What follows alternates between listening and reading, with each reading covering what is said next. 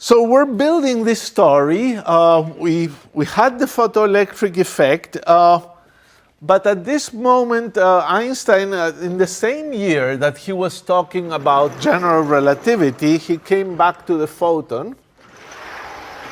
And there's actually a quote of Einstein saying, well, you know, his greatest discoveries for sure were special relativity and general relativity. The photon, he got the Nobel Prize for the photoelectric effect, and he certainly helped invent the quantum theory and did many important things in this subject. But in retrospect, his greatest successes were that, but he may have not quite seen it exactly that way. He wrote at some stage that his whole life had been a difficult struggle against the quantum, paused by some small happy interludes of some other discoveries. But the quantum theory certainly made him very, well, he was very suspicious about the truth of the deep truth of the quantum theory. So 1916, he's busy with general relativity, but then he's more ready to admit that the photon is a particle, because he adds that the photon now has momentum as well. So these photons that were not called photons yet are quanta for energy. But now he adds it's also for momentum. So this already characterizes particles. You see, there is the relativistic relation, well known by then, that E squared minus P squared C squared is equal to M squared C to the fourth. You might say, well, this is a little surprising, and if you don't remember too much special relativity, this may not quite be your favorite formula. Your favorite formulas might be that the energy is mc squared divided by 1 minus v squared over c squared, and that the momentum is the ordinary momentum again multiplied by this denominator, like this. But these two equations with a little bit of algebra yield this equation, which summarizes something about a particle, that basically if you know the energy and the momentum of a particle, you know its mass. And it comes out from this.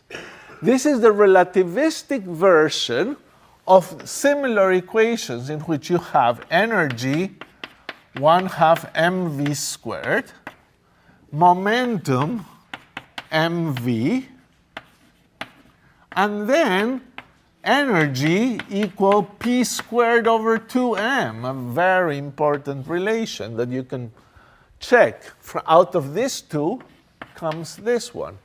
And this is non-relativistic.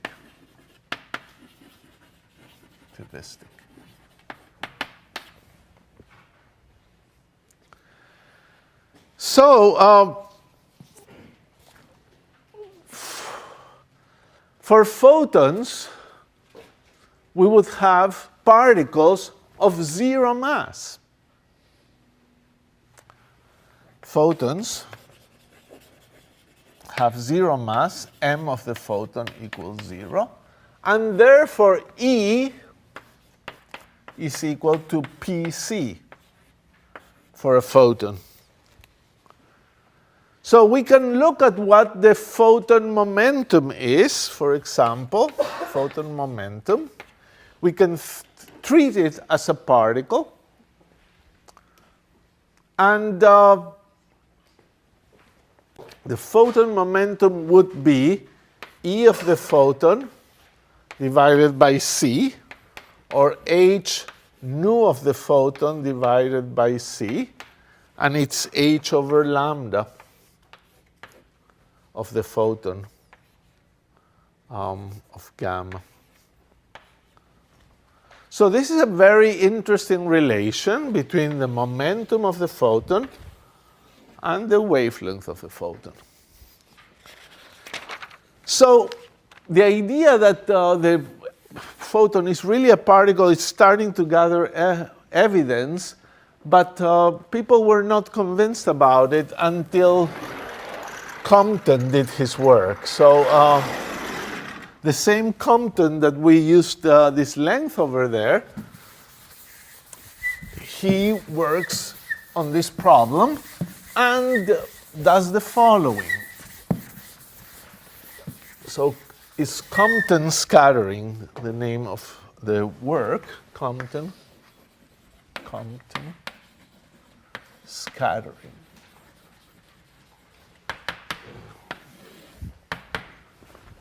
So what is Compton scattering? It is X-rays shining on atoms again, but this time these are very energetic photons, energetic X-rays. X-rays can have anything from 100 eV to 100 keV, 100,000 electron volts. And what are the energies of binding energies of electrons in atoms? 10 eV, 13 eV for hydrogen. So you're talking about 100,000 eV coming in. So it's easily going to shake electrons and release them very easily. So you're going to have almost like, even though you're shining on electrons that are bound to atoms, it's almost like shining light on free electrons if it's X-rays. So a few things happening. So this is photon scattering on electrons. Scattering on electrons that are virtually free. And the first thing that happens is that there is a violation of what was called the classical Thomson scattering. That you may have studied in 802. So the reason Compton scattering did the job and physicists finally admitted the photon was a particle is that it made it look like particle collision of a photon with an electron. You could calculate it, measure, and treat the photon as a particle just like another particle, like the electron, and out came the right result. So the classical Thomson scattering was a photon as a wave. And what does that do? Well, you have a free electron, and here comes an electromagnetic wave, E and B. And if it's low frequency wave, low energy electron, the magnetic field does very little because this electron doesn't move too fast, and the velocity is being small, the Lorentz force is very small. But the electric field shakes the electron, and as the electron is being shaken, it's accelerating, and therefore it radiates itself. And it radiates in a pattern, so you get photons out. And the pattern is the following. I'll write the formula for what is called the cross section. We'll maybe not explain too much about what this cross section means. That could be a nice thing for recitation. This is the formula for the Thomson cross section as a function of the angle between the incident direction of the photon and the photon that emerges. So you detect photons out. And this is the cross section. What does it mean, cross section? Well, this has units, I will say it very briefly, units of area.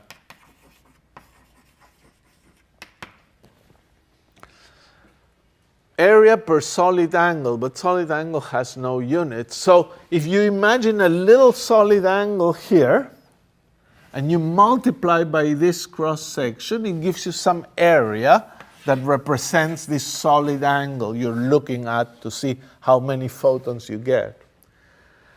And the solid angle that you have multiplied here to give you an area, the area should be thought as the area that captures from the incoming beam the energy that is being sent into this solid angle.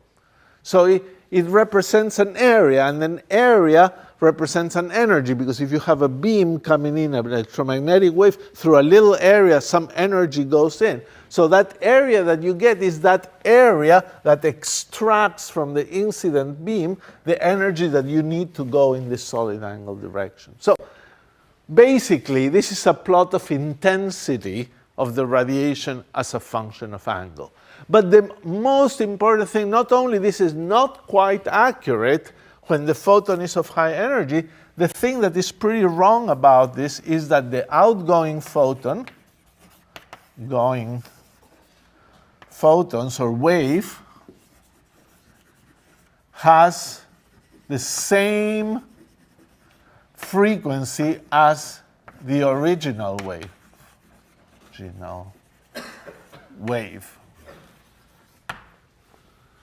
So that's a property of this scattering. The electron is being moved at the frequency of the electric field, and therefore the frequency of the radiation is the same.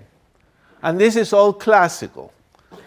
But outcomes, when you have a high energy, this thing is not accurate. And you have a different result. So what did Compton find? Well, the first thing is a couple of observations. Treat the photon as a particle. Photon as particle. Okay, so it has some energy and some momentum. The electron has some energy and momentum. You should analyze the collision using energy and momentum conservation. So before the collision, you have an incoming photon that has some energy and some momentum, and you have an electron maybe here. And then after a while, the electron flies away in some direction, E minus, and the photon also, a photon prime of different frequency flies away. It's like a collision. You can do this calculation, and maybe it could even be done in recitation. It's a relativistic calculation. You were asked in first homework to show that the photon cannot be absorbed by the electron. And that uses the relativistic relations. If you want to show you just can't absorb it, it's now not consistent with energy and momentum conservation. So it's something you can try to figure out. The other thing that should become obvious is that the photon is going to lose some energy, because as it hits the electron, it gives the electron a kick. The electron now has kinetic energy. Think of this in the lab. The electron was static, the photon was coming. After a while, the electron is moving now with some velocity. The photon must have lost energy. So photon loses energy, and therefore the final lambda must be bigger than the initial lambda. Remember, the shorter the wavelength, the more energetic the photon is. So what is the difference? That's the result of a calculation. It's a nice calculation. All of you should do it. It's probably in many books, and it's a nice exercise also for recitation. Lambda final minus lambda initial or I'll write it differently. Lambda final is equal to lambda initial plus something that depends on the angle theta. In fact, has a 1 minus cosine theta dependence. But here has to be something with units of length. And the only particle you have here is the electron. And this electron has some length, which is the Compton wavelength, which is very natural for a Compton scattering problem, of course. And it's here, h over MEC. So the L Compton of the electron. And that's the correct formula for the loss of energy or change in frequency. So the most you can get is if you pretty much don't interact when theta is equal to 0, the photon keeps going, almost doesn't even kick the electron, and then you get 0, the initial lambda is equal to the final lambda. But this can be as large as 2 for totally backwards photon emitted. So theta equal pi, cosine pi is minus 1, you get 2. At 90 degrees, you get the Compton shift. So it's a very nice thing. You even know already what's happening here. So let's describe the experiment itself, how it was done.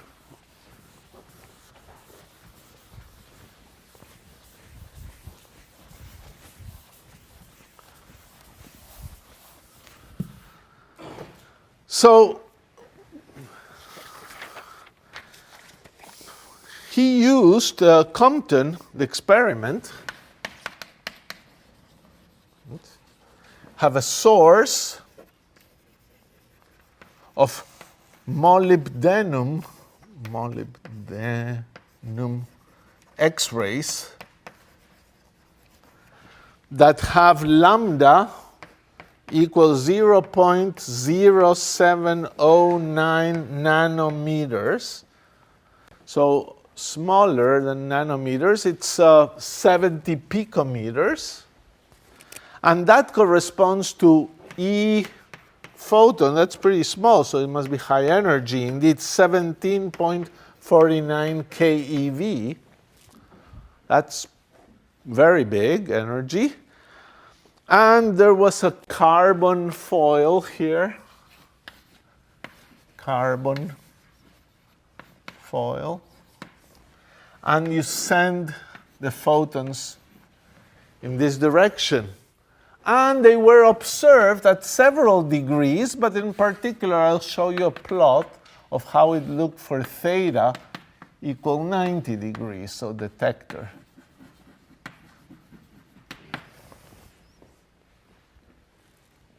So source comes in, carbon is there, and what do you get? You get the following plot. Intensity, so you plot the intensity of the photons that you detect, intensity, as a function of the wavelength of the photons that you get. Because there's supposed to be a wavelength, a shift of wavelength. So it's actually quite revealing because you get something like this, a bump and a bigger bump here, something like that. Pretty surprising, I think, to first approximation. And here is about the first bump happens to have about the same wavelength as the incoming radiation, 0.0709. I should write it a little more to the left, 0.0709 nanometers over here. And then there's another peak at lambda f about 0.0731 nanometers.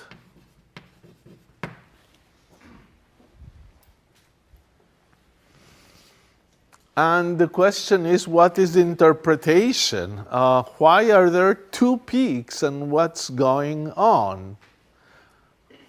Anybody has any idea? Let me ask a simpler question.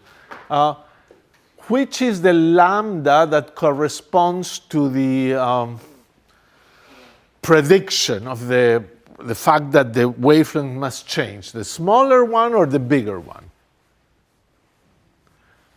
The bigger one. You certainly should lose energy, so the lambda f, the thing we were expecting to see, is presumably that thing, because we were expecting to see that at 90 degrees, the photons have this thing. So we seem to observe this one, and let's look at it in a little more detail. You have this 0.0731 nanometers, and you have the original light was at 0.0709 nanometers. So the difference is 0.0022 nanometers, which is 10 to the minus 9, but it's exactly, or pretty close, to this thing, because a picometer is 10 to the minus 3 nanometers, so this is 0.0024 nanometers. So this is pretty nice. Look, at 90 degrees, cosine theta is 0, so the difference between the initial and final wavelength should be equal to the Compton wavelength, with about 0.0024 nanometers, and that's about it, pretty close. So this peak is all right, should have been there. The other peak, why is it there?